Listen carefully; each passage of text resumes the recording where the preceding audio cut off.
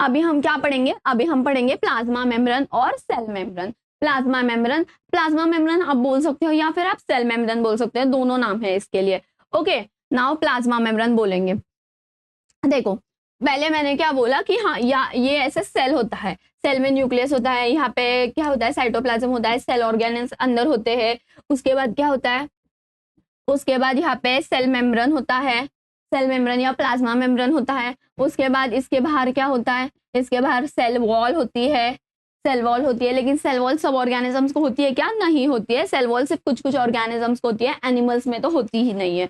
Okay, अभी हमने ये देखा, अभी हम क्या देखेंगे कि ये फंक्शन क्या है, प्लाज्मा मेम्ब्रेन का फंक्शन क्या है। तो outermost covering of this cell, यहाँ पे देखिए अभी ये सेल है, हमें तो सेल वॉल नहीं है, एनिमल्स को तो सेल वॉल नहीं है। तो फिर ये जो आउटर मोस्ट कवरिंग है वो क्या होगी, सेल मेम्ब्रेन ही होगी, राइट, क्योंकि उसके बाहर सेल वॉल होता है, लेकिन वो तो है ही नहीं हमें। तो क्या होगा, क्या होगा, plasma membrane. Okay, plasma membrane, वो क्या होगा, plasma membrane. Okay,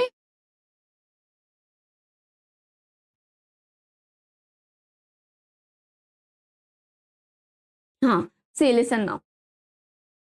Outermost covering of cell that separates the contents of the cell from its external environment, unicellular membrane, इसे हम क्या बोलते हैं, और यूनिसेल्यूलर मेम्ब्रेन। और ये कैसा होता है, सिलेक्टिवली परमिएबल मतलब क्या होता है कि जो भी बाहर से आ रहा है वो सभी को अंदर नहीं लेगा, वो सिलेक्टिवली होता है, उसे जो चाहिए वो ले सकता है। ओके, उसे जो चाहिए वो ले सकता है। लेकिन सेल वॉल वैसा होता है क्या, नहीं, वो फुल्ली परमिएबल होता है। सेल वॉल कैसे होता है,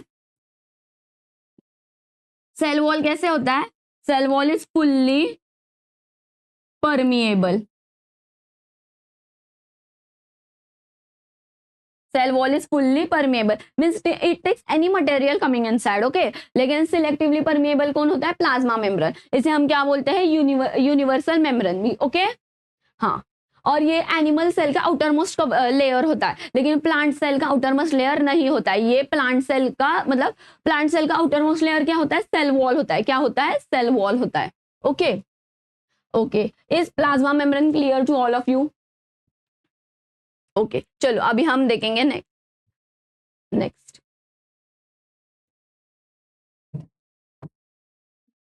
हाँ, अभी यहाँ पे देखिए प्लाज्मा मेम्ब्रेन क्या करता है, तो वो मैंने बोला कि जैसे कि वो सिलेक्टिवली परमिएबल होता है, राइट, वो सिलेक्टिवली परमिएबल होता है। तो वो क्या करता है, अलाउज और परमिट्स द एंट्री और exit of the material in and out of the cell, in and out of the cell. लेकिन किसके in and out, selectively things मतलब जो सिलेक्टिवली आ रहा है उनके ही। ओके, लेकिन सेल वॉल क्या करता है, सेल वॉल सबको अंदर ले सकता है, सबको बाहर भी निकाल सकता है। ओके, ओके, हाँ,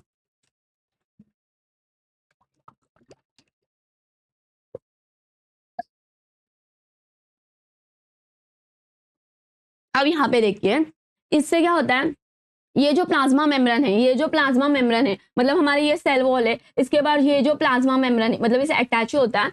तो ये जो प्लाज्मा मेम्ब्रेन है वो क्या करता है, डिफ्यूजन करता है। अभी डिफ्यूजन एक सिंपल ये है, ये समझ लीजिए डिफ्यूजन क्या होता है। डिफ्यूजन मतलब हायर कॉन्सेंट्रेशन से लोअर कॉन्सेंट्रेशन में जाना। मतलब फॉर एग्जाम्पल मैं एक एग्जाम्पल देती हूँ, फॉर एग्जाम्पल ये एक ऐसे वेसल है। ओके, एक ऐसे वेसल है, इसे ऐसे पाइप है एक वेसल को। ओके, ये पाइप है वेसल को, और ये सेकेंड वेसल है। ओके, ऐसे वेसल है। ओके, इसमें पूरा पानी भरा हुआ है, इसमें पूरा पानी भरा हुआ है। ओके, और इसमें सिर्फ इतना सा ही पानी है, इतना सा ही पानी। तो क्या होगा, ये पाइप थ्रू इधर का जो पानी है वो यहाँ पे आ जाएगा, और ये ऐसे भर जाएगा, और इक्वली भर जाएंगे दोनों, राइट। मतलब ये जो हायर कॉन्सेंट्रेशन है इससे लोअर कॉन्सेंट्रेशन में आएगा, राइट, इससे लोअर कॉन्सेंट्रेशन में आएगा। तो ये जो होता है, ये जो हो रहा है यहाँ पे, इसे क्या बोलते हैं हम, डिफ्यूजन। इसे क्या बोल रहे हैं हम, डिफ्यूजन। इसे क्या बोलते हैं हम, डिफ्यूजन। ओके, और ये जो डिफ्यूजन, सेम थिंग, ये जो डिफ्यूजन है वो क्या क्या करता है, वो गैसेस को एक्सचेंज करता है, हमारे फूड मटेरियल्स मतलब न्यूट्रिएंट्स को एक्सचेंज करता है, ओके मतलब बाहर अगर ज्यादा है सेल के तो वो सेल ऑब्जर्व कर लेगा, सेल के अंदर ज्यादा है तो वो बाहर डाल देगा। ओके ऐसा होता है डिफ्यूजन, मतलब हाइयर कॉन्सेंट्रेशन से लोअर कॉन्सेंट्रेशन में जाता है। ओके मटेरियल्स जाते हैं, इसे बोलते हैं हम डिफ्यूजन। और ये जो डिफ्यूजन लिक्विड में होता है, मतलब पानी में होता है, वाटर में होता है, यही डिफ्यूजन पानी में होता है, यही डिफ्यूजन वाटर में होता है, यही डिफ्यूजन वाटर में होता है। इसे हम क्या बोलते हैं? ऑस्मोसिस। क्या बोलते हैं? ऑस्मोसिस। क्या बोलते हैं हम इसे? ऑस्मोसिस। ऑस्मोसिस के टाइप्स भी होते हैं, वो भी हम देखेंगे। ओके मतलब जो डिफ्यूजन, मतलब जो हाइयर कॉन्सेंट्रेशन ऑफ वाटर से लोअर कॉन्सेंट्रेशन में जाता है, उसे हम क्या बोलते हैं? उसे हम क्या बोलते हैं? ऑस्मोसिस। ओके अभी यहाँ पे देखिए, cell membrane is mainly compose of lipids और प्रोटीन्स। ओके मतलब है ना, सेल मेम्ब्रेन एक लिपिड से भी बनता है, प्रोटीन से भी बनता है, लेकिन और कार्बोहाइड्रेट से भी बनता है। ओके और कोलेस्ट्रॉल से भी बनता है। See here it is written. मतलब क्या है? सेल मेम्ब्रेन मेनली, मतलब ज्यादा पार्ट जो सेल मेम्ब्रेन का होता है वो किससे बना है? लिपिड्स और प्रोटीन से, लिपिड्स और प्रोटीन से। पर कुछ पार्ट है, minute part of cell membrane is made up of what? Cholesterol. It is made up of cholesterol. Okay it is made up of cholesterol. Okay मतलब यहाँ पे देखिए, सेल मेम्ब्रेन है वो किससे बना है? मोस्टली किससे बना है? तो वो बना है लिपिड्स और प्रोटीन से, लेकिन कुछ पार्ट है वो कार्बोहाइड्रेट्स और कोलेस्ट्रॉल से बना है। कुछ पार्ट जो है वो कार्बोहाइड्रेट्स और कोलेस्ट्रॉल से बना है। तो the major lipids are phospholipids that are arranged in a bilayer, that are arranged in a bilayer, दो लेयर में होते हैं। In addition of phospholipids membrane also contains cholesterol. क्या कंटेन करता है? कोलेस्ट्रॉल। कार्बोहाइड्रेट्स भी कंटेन करता है। ओके कोलेस्ट्रॉल मतलब जो हमारा सेल मेम्ब्रेन है वो किससे बना है? प्रोटीन, लिपिड, कार्बोहाइड्रेट्स और cholesterol. Keep in mind. Okay because question might come from this also. और अंडरस्टैंडिंग इंपॉर्टेंट है, अगर आपको ये समझ आता है तो फिर आप कभी भी रिवाइज कर सकते हो, आपके ध्यान में रह जाएगा वो। ओके अभी यहाँ पे देखो,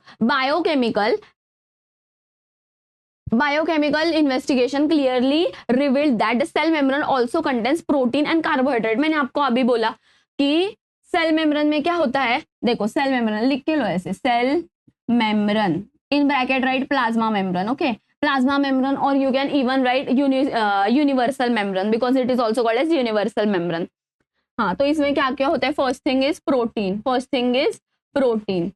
सेकेंड थिंग क्या होती है? इसमें लिपिड्स होता है। क्या होता है? लिपिड्स होता है। थर्ड थिंग क्या होता है इसमें? कार्बोहाइड्रेट्स। क्या होता है? कार्बोहाइड्रेट्स। और फोर्थ थिंग क्या होता है? कोलेस्ट्रॉल। क्या होता है? Cholesterol. This are the fourth things which this plasma membrane is made up of. Plasma membrane is made up of protein, lipids, carbohydrates and cholesterol. You have to keep in mind. Okay option might कम।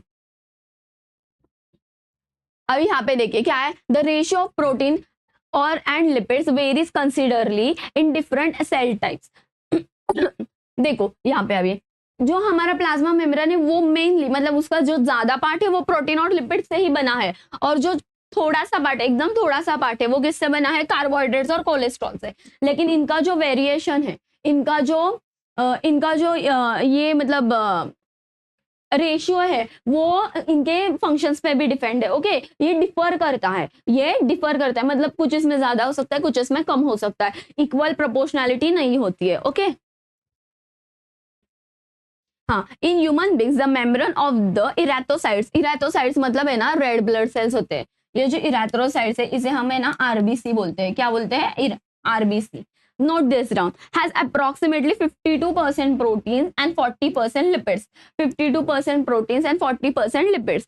मतलब यहाँ पे देखो 52% तो protein है, 40% क्या है? Lipid से, मतलब ये 92%। तो बाकी का जो 8% है वो क्या होगा? वो होगा carbohydrates, carbohydrates plus cholesterol, cholesterol. Okay मतलब इसमें हाँ इसमें क्या है? हमारे जो रेड ब्लड सेल्स है उसमें क्या है? तो 52% प्रोटीन है, 40% लिपिड्स है, तो जो बाकी का 8% है वो क्या है? Carbohydrates and cholesterol. ओके हम हमारे जो रेड ब्लड से इसे हम क्या बोलते हैं? इरेथ्रोसाइट्स। साइट मतलब सेल ही होता है। ओके साइट मतलब क्या होता है, सेल होता है, साइट मतलब क्या होता है, सेल होता है। Okay, now see this.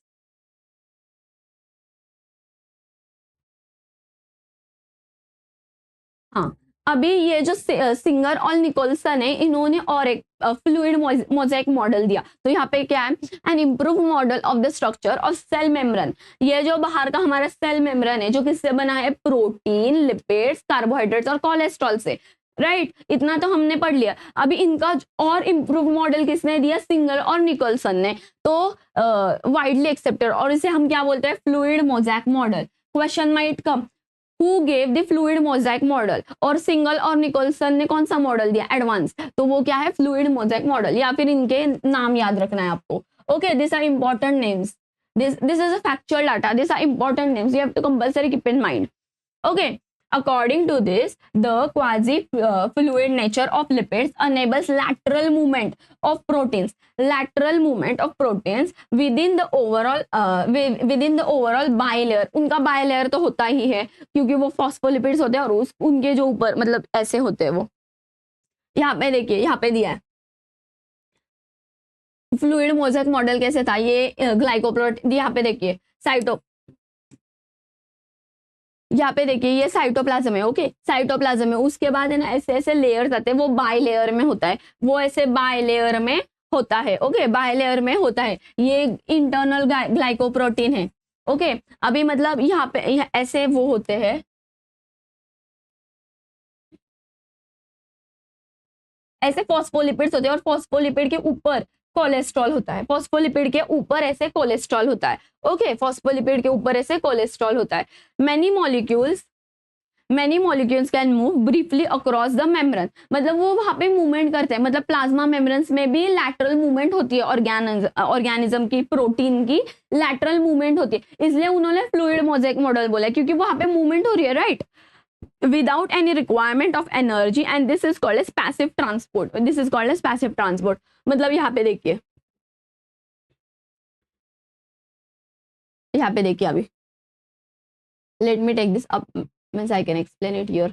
हाँ, यहाँ पे देखते हैं अभी क्या होता है, यहाँ पे पैसिव ट्रांसपोर्ट होता है, मतलब यहाँ पे डिफ्यूजन ही हो रहा है, मतलब कौन सा भी ट्रांसफॉर्मेशन हो रहा है अगर सेल में, तो वो किसकी वजह से होता है, वो डिफ्यूजन की वजह से होता है। किसकी वजह से होता है, वो डिफ्यूजन की वजह से होता है, डिफ्यूजन की वजह से होता है। ओके, लेकिन अगर वो पानी में डिफ्यूजन हो रहा है, मतलब higher concentration to lower concentration, अगर कुछ मूव हो रहा है, तो वो क्या होता है, वो ऑस्मोसिस होता है, राइट। लेकिन अभी यहाँ पे उन्होंने क्या दिया, पैसिव ट्रांसपोर्ट, और यहाँ पे क्या दिया है कि रिक्वायर्ड नो एनर्जी। मतलब पैसिव ट्रांसपोर्ट मतलब क्या होता है, फॉर एग्जाम्पल यहाँ पे देखिए, अभी मैंने अभी आपको पैसिव ट्रांसपोर्ट ही दिखाया था, ये पानी है, राइट, ये पानी है, और इसमें ऐसे ये वेसल, दो वेसल्स है, यहाँ पे पूरा पानी से भरा है, और यहाँ पे इतना ही पानी है, तो ये इजीली यहाँ पे आ जाएगा, ये इजीली पानी इस वेसल में फ्लो हो जाएगा, राइट। तो इसे कुछ एनर्जी लग रही है, नो, ऑटोमेटिकली हो रहा है, तो इसे हम क्या बोलेंगे, पैसिव ट्रांसपोर्ट। क्या बोलेंगे हम इसे, पैसिव ट्रांसपोर्ट। क्या बोलेंगे हम इसे, पैसिव ट्रांसपोर्ट, क्योंकि ऑटोमेटिकली जा रहा है। लेकिन इसका उल्टा भी होता है, वो होता है एक्टिव ट्रांसपोर्ट, जिसमें जो कम lower concentration to higher concentration में जाता है। अभी ये क्या हो रहा है, higher concentration to lower concentration में जा रहा है, right, higher concentration to lower concentration में जा रहा है। लेकिन जो एक्टिव होता है, मतलब इसका उल्टा, उसमें क्या होता है, lower concentration to higher concentration में जाता है, तो उसे क्या लगेगा, उसे एनर्जी लगती है, उसे एटीपी लगती है। ओके, एनर्जी मतलब ही एटीपी होता है, राइट। ओके, तो ये किस में होता है, ये प्लाज्मा मेम्ब्रेन में होता है, मतलब जो हमारा सेल मेम्ब्रेन है उसमें होता है, उसमें ही तो ट्रांसपोर्ट होगा ना, बाहर जाएगा, अंदर आएगा, सेल के बाहर जाता है, अंदर आता है, पानी जाता है, न्यूट्रिएंट्स जाते हैं, गैसेस जाते हैं, ऑक्सीजन, कार्बन डाइऑक्साइड, ये कहाँ पे होता है, ये यहाँ पे होता है। ये ऐसे सेल है, तो यहाँ पे सेल मेम्ब्रेन है, ये जो सेल मेम्ब्रेन है, प्लाज्मा मेम्ब्रेन, ये जो सब diffusion, exchange of gases, diffusion, ये कहाँ पे हो रहा है, डिफ्यूजन में क्या होता है, एक्सचेंज ऑफ गैसेस होते हैं, फिर वाटर, न्यूट्रिएंट्स, ये सब क्या कहाँ पे होता है, डिफ्यूजन में। और डिफ्यूजन क्या है, हायर टू लोअर कॉन्सेंट्रेशन में मूवमेंट होता है। मतलब डिफ्यूजन का सिंपल मतलब क्या है, movement from higher concentration to lower concentration. Okay, okay, हाँ, चलो, now what we will do is, you understood what is meant by diffusion. और इससे फ्लूइड मोज़ेक मॉडल क्यों बोला है, क्योंकि प्लाज्मा मेम्ब्रेन में उन्होंने देखा कि प्रोटीन जो बाइलर है, प्रोटीन की मतलब जो बाइलर है वहां पे भी मूवमेंट हो रही थी, राइट, वहां पे भी मूवमेंट हो रही थी। और वहां पे जो मूवमेंट हो रही थी वो क्या मूवमेंट थी, तो वो पैसिव ट्रांसपोर्ट हो रहा था। वो किसके वजह से हो रहा था, वो डिफ्यूजन के वजह से हो रहा था। It is because of diffusion. Diffusion has two types. Okay, if it is in water it is osmosis, that is different thing, but diffusion has two types. It is passive and it is active. If it is a passive, it do not require any extra energy, and if it is a active diffusion, active transport, then it requires extra energy. Okay, हाँ, अब ये समझ आया। Okay, we will go to the next slide now. Diffusion, see here diffusion is given. I'll explain you this now. बहुत ही easy है diffusion.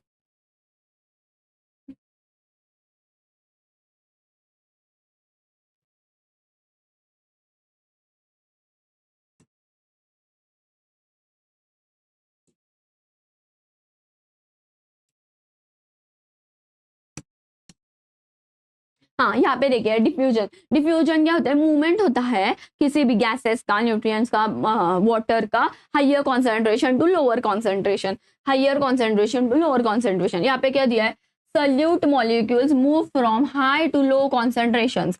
Solute molecules move from high to low concentrations, high to low concentrations. Okay, और ये जो होता है osmosis, मतलब क्या होता है, डिफ्यूजन ही होता है, लेकिन वो वाटर में होता है, मतलब फ्लूइड में होता है। Solvents molecules move from low to high solute concentration, from low to high solute concentration. Now see here, यहाँ पे देखिए हाई सल्यूट कॉन्सेंट्रेशन, और यहाँ पे क्या है, डिफ्यूज इवनली इक्विलिब्रियम। मतलब यहाँ पे देखिए क्या है, हाई सल्यूट कॉन्सेंट्रेशन मतलब क्या है, ये जो सल्यूट है ये हमारे क्या है, सॉल्वेंट मतलब, हाँ सॉल्वेंट मतलब एक कुछ होता है हमारा, लिक्विड कंपोनेंट होता है, उसमें अगर हम कुछ डाल रहे हैं तो उसे हम सल्यूट बोलते हैं, राइट, उसे हम सल्यूट बोलते हैं। जो पहले से होता है वो सॉल्वेंट होता है, हमें ये पता है, राइट। तो फिर हम यहाँ पे क्या कर रहे हैं, हम यहाँ पे क्या कर रहे हैं, इवनली कर रहे हैं, इवनली इक्विलिब्रियम स्टेट में ला रहे हैं उसे। और यहाँ पे क्या है, सेमी परमिएबल मेम्ब्रेन मतलब सेमी परमिएबल मेम्ब्रेन मतलब क्या होता है,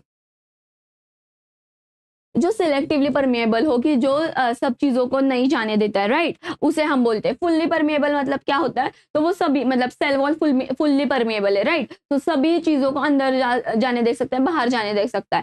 सेमी परमिएबल मतलब selectively permeable, okay, which is हमारा प्लाज्मा मेम्ब्रेन या cell membrane we can say. तो वो क्या करता है, तो higher concentration to lower concentration, और lower concentration to higher concentration. Now see I will give you one good example. यहाँ पे मैंने दिया ही है एग्जांपल, यहाँ पे देखो, यहाँ पे हम लिखते हैं पैसिव और यहाँ पे हम लिखते हैं एक्टिव। क्या लिखते हैं, एक्टिव। तो एक्टिव क्या होता है, इसमें एक्स्ट्रा एनर्जी लगती है। क्या होता है, एक्स्ट्रा एनर्जी लगती है। लेकिन पैसिव में क्या होता है, एनर्जी लगती ही नहीं है एक्स्ट्रा, मतलब इसमें ज्यादा होगा और इसमें क्या होता है, कम होता है। तो इसका जो ज्यादा है वो यहाँ पे आ जाता है directly, it does not require any energy. लेकिन यहाँ पे कम होगा, राइट, यहाँ पे कम होगा, वो यहाँ पे आएगा ज्यादा, मतलब जो जिस वेसल में ज्यादा पानी है उसमें आ जाएगा। तो वो उल्टा हो रहा है, तो इस मतलब यहाँ पे देखो, यहाँ पे पाइप है और यहाँ पे नीचे, तो इसे ऑफकोर्स एनर्जी लगेगी, राइट। मतलब जिसमें एनर्जी लगती है वो होता है एक्टिव, जिसमें एनर्जी नहीं लगती है वो होता है पैसिव। और जो डिफ्यूजन होता है पानी में उसे बोलते हैं हम ऑस्मोसिस। Am I clear? और डिफ्यूजन प्रोसेस किससे होती है, वो होती है प्लाज्मा मेम्ब्रेन में ही। मतलब हमारा एनिमल सेल का आउटर मोस्ट लेयर जो होता है प्लाज्मा मेम्ब्रेन, हम जिसे हम बोलते हैं सिलेक्टिवली परमिएबल मेम्ब्रेन, उसमें ही होता क्या होता है, डिफ्यूजन होता है। ओके, अभी यहाँ पे देखिए, diffusion is important for cells. क्यों इंपॉर्टेंट है, मैंने बोला ना एक्सचेंज ऑफ गैसेस होती है, सब डिफ्यूजन की वजह से तो होता है। Diffusion is important for cells to obtain nutrition from its environment and exchange gases and water. मैंने बोला अगर बाहर अगर ज्यादा पानी है और सेल में कम है तो वो एब्जॉर्ब कर लेगा, राइट, वो एब्जॉर्ब कर लेगा, मतलब हाइयर टू लोअर हो रहा है। अगर सेल के अंदर ज्यादा पानी और बाहर कम है तो बाहर दे देगा सेल उसे, तो वो क्या हो रहा है, higher to lower concentration, right. अभी यहाँ पे देखिए, ट्रांसफर फ्रॉम ये क्या होता है, डिफ्यूजन क्या होता है, transfer from higher concentration to lower concentration. Okay अभी एक्सचेंज ऑफ गैसेस होती है, न्यूट्रिएंट्स होता है, फिर वाटर होता है, किसके वजह से होता है? डिफ्यूजन की वजह से होता है। Carbon dioxide is cellular waste requires to be excreted out of cell, किसके वजह से होता है ये? डिफ्यूजन की वजह से। हम ऑक्सीजन इनटेक किसकी वजह से करते हैं? डिफ्यूजन की वजह से। Cell intakes oxygen for functions, हमारे जो अलग अलग फंक्शंस होते हैं उसके लिए ऑक्सीजन तो नीडेड ही है, right? Okay, you understood diffusion. What is meant by diffusion? Now, diffusion is in water. Diffusion, which takes place in water, is called as osmosis.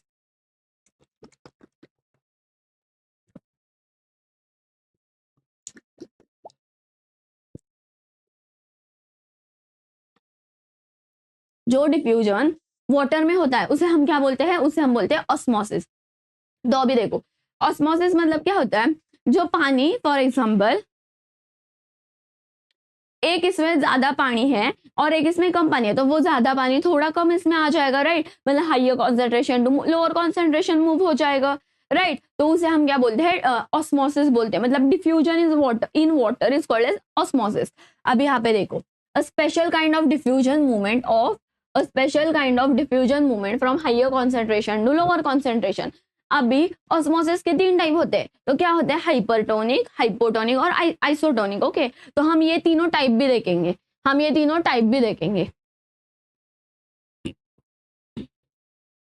अभी यहाँ पे देखिए, हाइपरटोनिक, हाइपोटोनिक और आइसोटोनिक। तो ये H2O मतलब water. Okay, तो hypertonic में क्या होता है? ये जो बाहर है, ये बाहर क्या है? वाटर मोर है। मतलब सराउंडिंग में क्या है? Water is maximum. यहाँ पे क्या है? यहाँ पे क्या था? सराउंडिंग में वाटर मिनिमम था। क्या था? वाटर मिनिमम था। और यहाँ पे क्या है? वाटर इक्वल है। क्या है? वाटर इक्वल है। अभी यहाँ पे देखिए, सेल से वाटर बाहर, मतलब सराउंडिंग में, उसके एनवायरमेंट में ज्यादा था, इसलिए सेल ने क्या किया? वो सोक कर लिया। मतलब सेल इतना सा था, उसने बाहर का पानी सोक कर लिया, तो वो इतना हो गया। तो सेल यहाँ पे क्या हो रहा है? सेल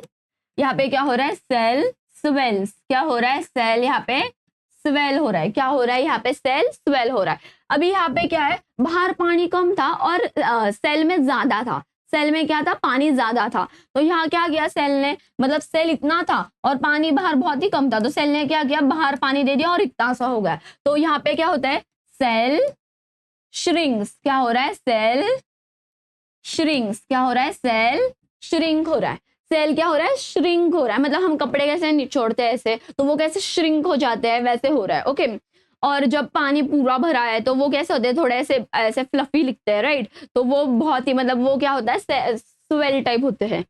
और आइसोटोनिक मतलब क्या होता है? कि सराउंडिंग में भी इक्वल पानी है और अंदर भी इक्वल पानी है, तो कुछ मूवमेंट ही नहीं हो रही है पानी की। मतलब अंदर भी उतना ही है और बाहर भी उतना ही है। ओके, तो कुछ मूवमेंट हो रही है क्या पानी की? नहीं। तो हम क्या बोलते हैं उसे? आइसोटोनिक। ओके, मतलब क्या हमें ध्यान रखना है? ऑस्मोसिस मतलब क्या है? Diffusion taking place in water, it is called as osmosis. Okay, क्या होता है? Higher concentration to lower concentration होता है। उसके 3 टाइप होते हैं, हाइपरटोनिक, हाइपोटोनिक और आइसोटोनिक। तो हाइपरटोनिक क्या होता है? सराउंडिंग में ज्यादा पानी होता है, इसलिए सेल क्या करता है? उसके अंदर ले लेता है, इसलिए वो मोटा बन जाता है, इसलिए वो स्वेल होता है। फिर उसके बाद क्या होता है? सराउंडिंग में क्या होता है? कम पानी होता है, इसलिए सेल खुद का पानी दूसरों, मतलब बाहर सराउंडिंग में दे देता है, तो वो क्या होता है? श्रिंक हो जाता है।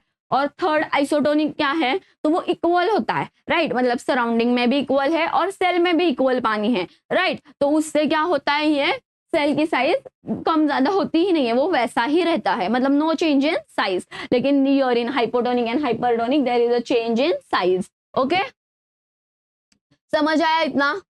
ओके, चलो, now see here, we have written a definition here, we will read it. Okay, इतना समझ आया?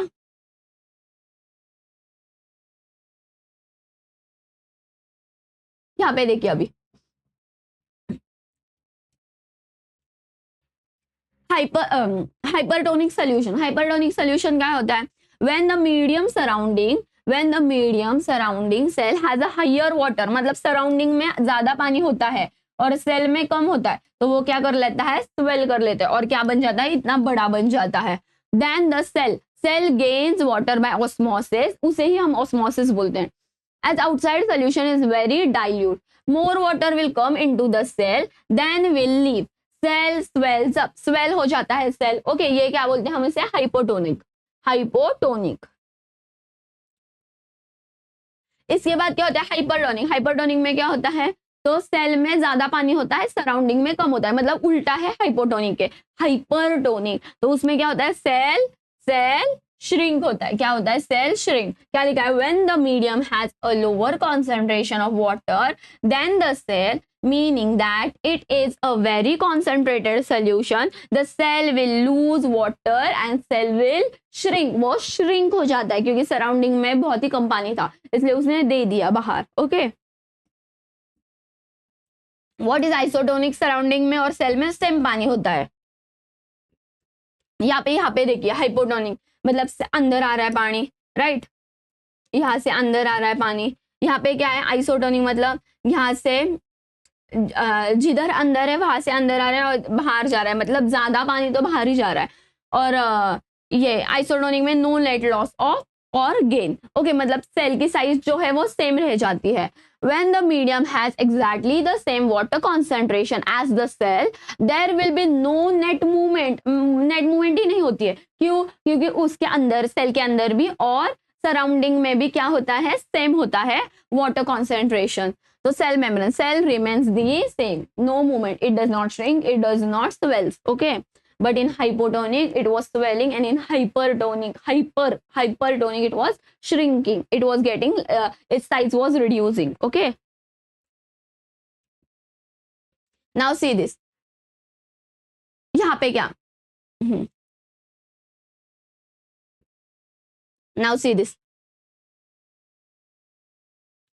हाँ, unicellular freshwater organisms and most plants cells tend to gain water through osmosis, मतलब कौन कौन लेता है osmosis से पानी, किन किन organisms में osmosis से movement होती है, तो वो है unicellular organisms और plants, unicellular organisms और unicellular freshwater organisms and most plants किससे लेते हैं पानी osmosis से, मतलब osmosis किन organism में ज्यादा काम आता है, so it is unicellular freshwater organisms, means those organisms living in fresh water unicellular and which are of single cell, and other plants में भी क्या होता है osmosis होता है ज्यादा। absorption of water by plants root is an example of osmosis, मतलब plants के जो roots होते हैं हमारे नीचे, प्लांट्स के जो रूट्स होते हैं हमारे नीचे, हम देखेंगे टिश्यू में कि इधर यहाँ पे कौन सा टिश्यू होता है, यहाँ पे कौन सा नहीं होता है, ओके, तो ये एब्जॉर्ब किससे करते हैं वाटर ऑस्मोसिस से, ओके। इनमें कौन से स्पेशल सेल्स होते हैं वो ओपन हो जाते हैं, क्लोज हो जाते हैं, स्टोमेटा होता है, क्या होता है ये हम सब देखेंगे टिश्यू में, okay. Osmosis is a special case of diffusion through selectively permeable membrane, ये selectively permeable membrane मतलब क्या है, plasma membrane. I told you many times that what is selectively permeable membrane, that it intakes only selective things, okay, it intakes, लेकिन cell wall वैसा होता है क्या, नहीं, वो फुल्ली परमेएबल होता है। अभी यहाँ पे नोट क्या दी है, plasma membrane is flexible, yes it is flexible, it help cell to engulf in food and other material from it, मतलब वो इंटेक, मतलब वो फूड इंटेक करने में भी हेल्प करता है। अब ये जो हमारा प्लाज्मा मेम्ब्रेन है वो अमीबा फूड एनगल्फ करता है, राइट, मतलब वो अंदर ले लेता है, तो ये अमीबा को कौन हेल्प करता है इंटेक करने में, प्लाज्मा मेम्ब्रेन, कौन हेल्प करता है, प्लाज्मा मेम्ब्रेन, ओके। यहाँ पे देखो, यहाँ पे दिया such process is known as endocytosis, मतलब अमीबा जब अंदर ले लेता है, एनगल्फ करता है फूड, तो वो किससे करता है, वो ऑस्मोसिस के थ्रू करता है। लेकिन ये जो प्रोसेस है engulfing of food through osmosis by selectively permeable membrane or plasma membrane is also known as endocytosis,